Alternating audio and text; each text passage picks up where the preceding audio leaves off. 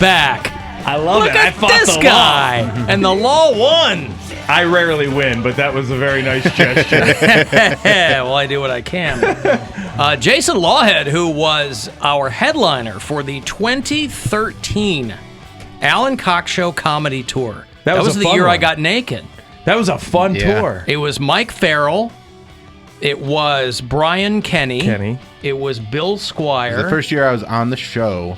Like I did that you were on the radio show. That was on the radio show, yeah. Right. But it was a long tour. A lot of stories told on the bus. Yeah, that was fun. Yeah. What was the place called in Akron? The Tangier. The Tangier, man. That place was rocking that night. That's going to be that LeBron James entertainment complex now. Is that what that's going to be? They sold that whole thing. Is that right? Yeah. Such a legendary room. We had a lot of fun on that tour. And I'll never forget that. I always tell that story about that tour because I don't know if you guys remember that, but that's literally the week we were doing that was when the Ariel guy got caught with the girl. Yeah. Oh, God, Ariel Castro. Yeah, it was those days. Yeah. Right around it. So, like, when we were doing the House Tuesday of Blues or show, something, like, CNN, every national news station was converging on Cleveland because it was all coming out in those days. I'll always remember that. All the satellite trucks. Yeah, we were trying to get Charles Ramsey to come out for that House of Blues show. He was a little busy. He was busy getting FaceTime on CNN. Yeah. We were still living in Ohio City, and so when it broke out, we were like, oh my God, this is like across the expressway from us. Crazy. So we just got in the car in like 2 minutes across the expressway, literally a block across the highway. We were like kind of rubbernecking to see what was going on. It was bananas. Crazy. That story will always be embedded in just one of those, like, that. Did that happen? Yeah. That happened. Yeah. That like broke right at the end of a show one day. Like, yeah, we were getting word as like the show was coming to an end, and then like all like just finding out all this crazy information. I didn't even know anything about her abduction or anything like that. Right. No, that was the whole story, is that it was just kind of one of those, it was a missing children's sign from 10 years ago that everybody forgot about. Yeah. Right. It's crazy. Jason is back in town. He's headlining Hilarities on Sunday night. If there are tickets remaining, there might be a couple remaining. Yeah, we got a few. It's a 7 o'clock show, and you'll be hard-pressed to find somebody as busy, as prolific as young Jason Lawhead. Young. Right? Oh, wow. You're lying a lot now. You're that was like 4 lies in a row, and young was the most blatant. The most egregious of all of them. You're younger than me. I am younger than you, yeah. I'm the oldest guy in all these rooms. I'm right behind you, though. I'm going to be 50 this year. Oh, you are? Okay. I'll be 51 in June. Yeah, so I'll be 50 in October, and so I'm creeping up on it. But I feel great. I feel young. You look good. You look good, man. You look exactly the same. Thanks. You know, I keep. But you have a young wife, right? I do. Yeah. I do. I compare that Not young, too young, Chasing. She's 35, so 15, almost 14 and a half years younger than me. Good for you. And she's great, and she's active. So it's like it keeps me in shape. I compare it to chasing around a 35-year-old wife is like that scene when Rocky has to chase the chicken. Like that. You know what I mean? That's what I always feel like shopping, going from one place to the other. I feel like Rocky trying to get that rooster. Yeah, so right. it keeps the weight off. It keeps me agile. It keeps me sharp. Yeah, and I'm chasing a 6-year-old around, so it's keeping me. You've got I got adult, 2 big ones, and right? I got my adult son's on the 21. right? My daughter will be 18 this summer, and my That's other crazy. daughter just turned 6. What does your wife do? You've So only she's been married a couple of years, Yeah, right? we got married right, but a lot of this material is kind of a lot of the experience heading in, and we had gotten married right before COVID. So we got married in September 2019 at the end of the month, and then went on a dream honeymoon to Italy, October 2019. We went through Tuscany, Rome, Venice, Florence, all of the Bologna, unbelievable. And we were home, and then boom, it's the new year, and then COVID, and we went Good timing. 5 months married to 58 years and a month. It was unbelievable. Just because she's an esthetician. She's in the salon business. I'm in comedy and live. We were both we went, oh my gosh, it was unbelievable. You're like, what are we going to do now? Oh, just a 15-month staring contest. Somebody told me she's from Chicago. She is from the Chicago area. That's awesome. Yeah, she's great. We met out there. And that was the funny thing is that we did a long-distance relationship. I met her when I performed down in San Diego, but I was living in L.A., and that was in... she was living in San Diego. Yeah, she had already uprooted and moved to San Diego. She went in. She wanted to get out to the better weather. And like I said, she's an esthetician. She owns her own business now. So she wanted to get out there where, women, spend a little bit more money and consistently to kind of look for that fountain of youth. So she's built a great niche there. We eventually just gravitated towards each other. But yeah, I mean, we were doing a long-distance relationship, premise built on the idea of absence makes the heart grow fonder, being a comedian, her been working, right? I was living a long way. We weren't only living together a year before we got married. I decided to move down to San Diego and take operations down there. And you moved to Are you guys still in San Diego? Yeah, so I moved I moved to San Diego when I asked her to marry me. So I've been in San Diego for over 3 years now. Yeah, and it was great timing, obviously, right before all the craziness in COVID. But I'm glad I made the move. Things have That's just a couple hours back and forth, though. I mean, it's easy. I've been up, and you get up when you leave somewhere. Sometimes they want you back a little more. Like, hey, when you coming up to do a show? So all those shows that you hung around that you were like, hey, we'll get you next week. They're looking to get you on those. Now you're a novelty. Now the absent makes the heart grow fonder for the work life. Exactly. And you're like, I'd be happy to. Yes. I've been around this lady a lot. And no doubt. So, and then San Diego's picked up huge with clubs. There's 3 downtown now. There's a Laugh Factory, an American Comedy Company, a Madhouse. There's a comedy store in La Jolla. There's a new one that the people from Stand Up Live in Phoenix are opening. They're opening in a couple months called Mic Drop. They just bought a space and are redoing it. So cool. San Diego's got a great scene. I picked up a sports talk radio gig down there part-time, so I get to record out of my house with my partners. I got a guy from Chicago, former college basketball player, black guy by the name of John Browner. We work so great together. I love doing the show. It's called Browner and Lawhead on 1090 AM. We're ESPN affiliate. What's the station called? Does it have like a name? Like the ticket? The Mightier 1090. The Mightier? Because it was the Mighty 1090. Oh, it's the Mightier. The comm company, you would know them. I don't know it offhand, but they ended up just letting it go sour like 4 years ago. So it was a station for a long time. Is this a daily show? We do Monday, Tuesday, Wednesday, 6 p.m., but we get to record early in the day. Okay. So if I ever have anything to do, comedy, anything else, you can just knock it out. Yeah. And I can do it on the road, right? So That's I take my laptop, we go on Switch TV. Oh, that's awesome. I've got my USB camera I can hook to the top. I bring my microphone set up, and I'll do Monday, Tuesday, and Wednesday shows from my sister's house, in her little kind of bunker where there's an area to do it.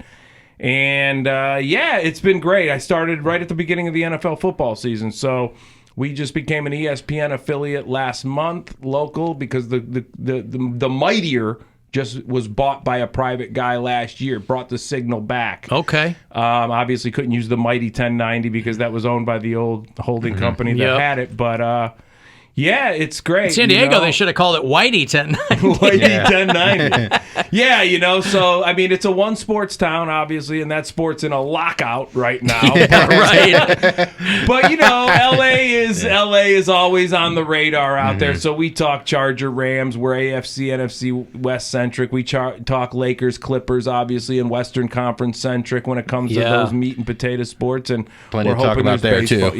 Yeah. And we're hoping there's baseball sooner than later. So, we can talk some Padre baseball, but Mike Clevenger's out there. I do. It's funny because Mike Clevenger, he stuck out like a sore thumb in Cleveland, right? Mike Clevenger, San Diego, every 5 feet. I'm like, is that Mike Clevenger? Oh no, that's just a kid. Every dude looks like Clevenger. Every skateboard park, it looks like there's 10 Clevengers. Yeah, it's like, is that Clevenger? Is that Clevenger? Is that? Oh, those are just kids skateboarding.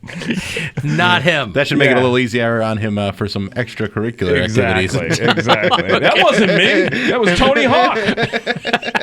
The short-haired guy. Yeah. That wasn't me.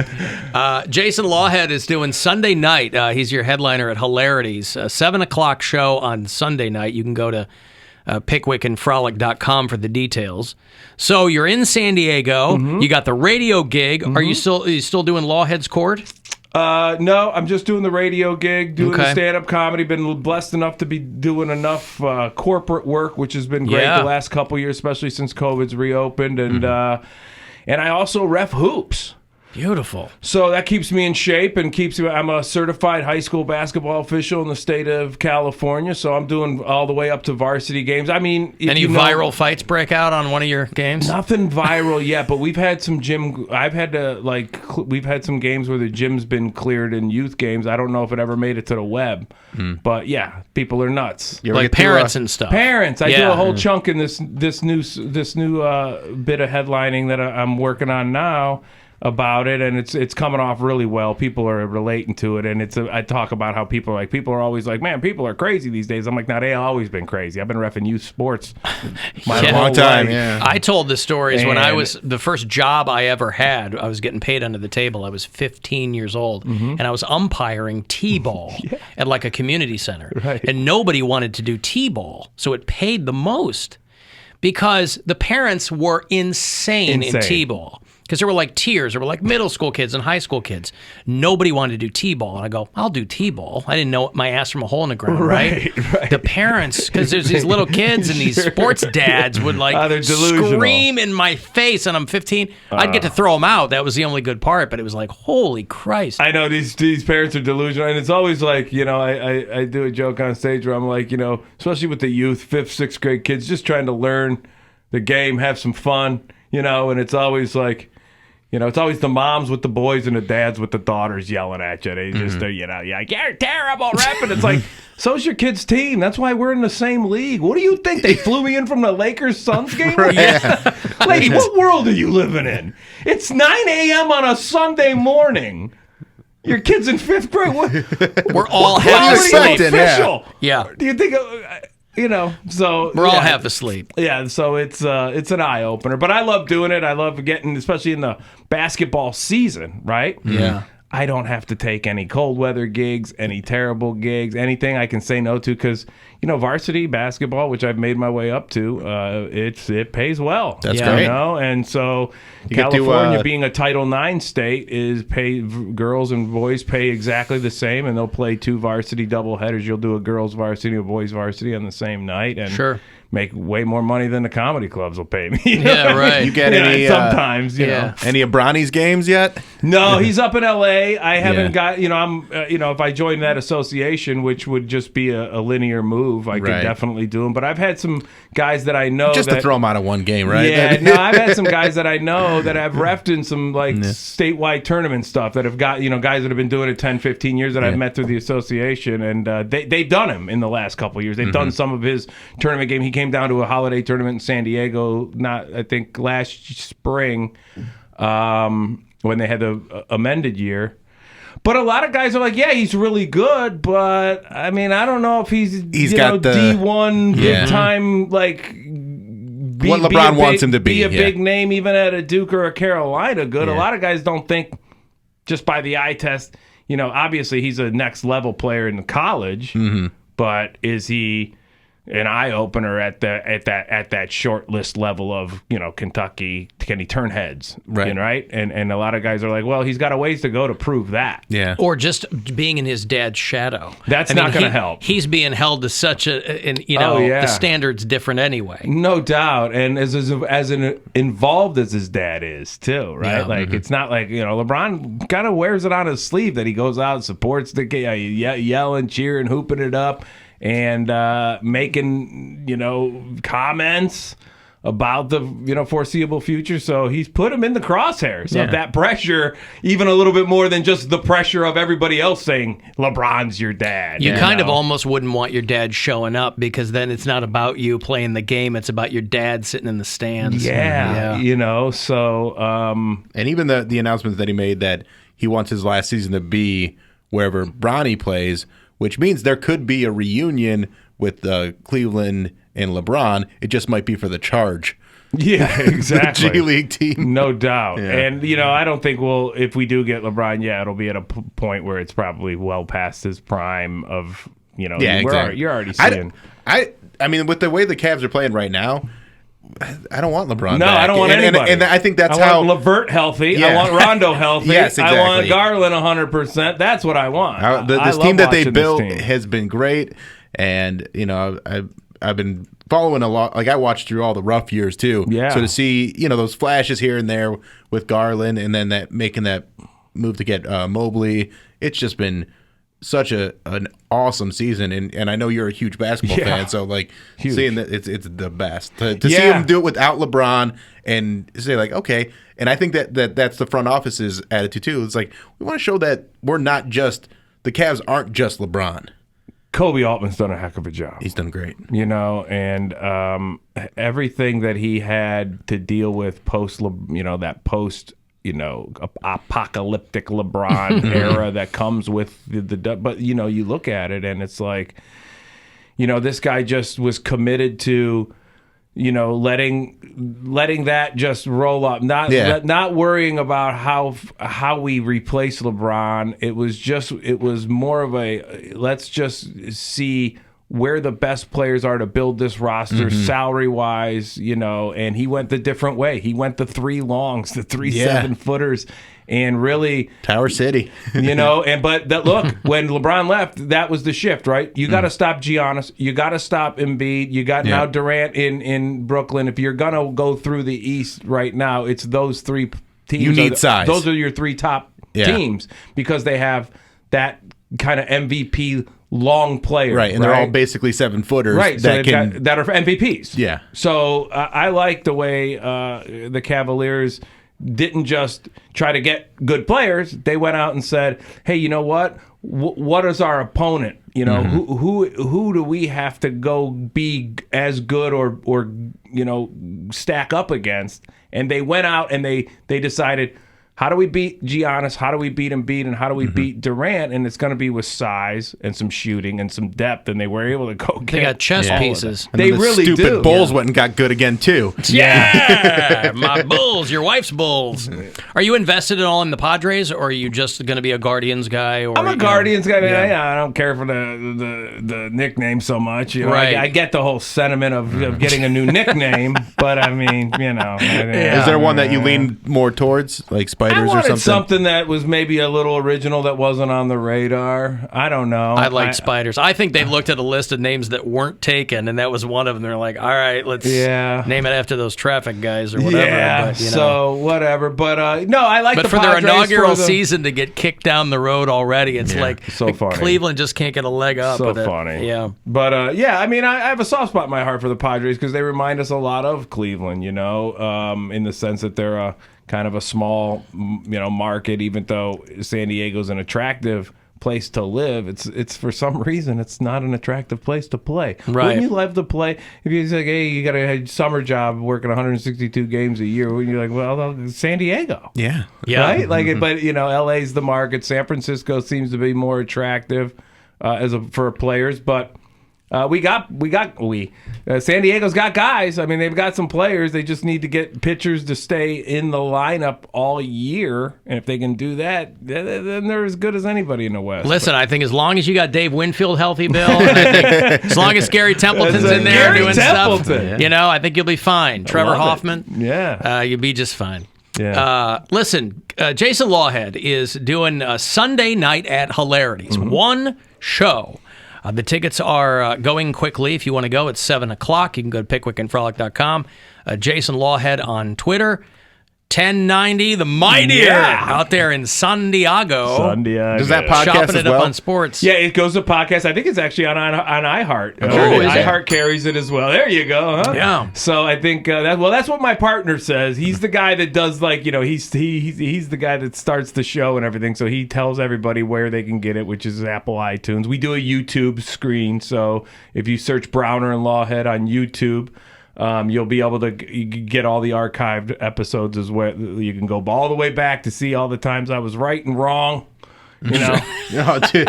And people in sport, there was a guy. So when the Knicks hired, what's his face? Their current head coach. What's the Steve? the Knicks Thibodeau. Thibodeau, yeah. So when they Tom hired Thibodeau. him, I said something in passing about like, and I just like Stephen A. Smith, and I was just kind of going like, he's like, hey, they should give, he's had his chances. Why not give a black guy the chance to coach the Knicks? Even though I think they just, and I said something like, that's what I heard today, and that's kind of the sentiment around some Knicks fans. And then when he won Coach of the Year last year, I forgot I even said this. Right. This guy goes, see? They made the right move. Getting hit. I'm like, dude, you are holding on to something that I am not aware of. I get that so many times with something from like a year later. A Twitter guy will be like, dude, you were totally wrong. What are you saying now about it? I'm like, what? Like, how do you remember that one tweet? Oh, they hang on to it. They do. I had a tweet about when the Eagles hired Kelly. And I was like, he's going to fail there. And they made the playoffs that first year. Oh, yeah, they did. And they, just the day they made the playoffs, just quote tweet again and again and again, like, looks like you were wrong. You're a moron. And I was like, I couldn't wait. Oh, okay. But then, the next year, they tanked. I love when they screen cap it from a while back. And then they show you, like, this time? Like, this one? And you're like, really? You screen capped it? You've really committed my missteps to memory, and I Exactly. appreciate you paying attention. Jason Lawhead is at Hilarities on Sunday night. It's always good to see you. Good to see you guys. Congratulations man. on everything. Best to the wife. You as well. Yeah, why not? Tell Gwen I said hello. I will. We'll take a break. 35192 if you want to text, and we'll be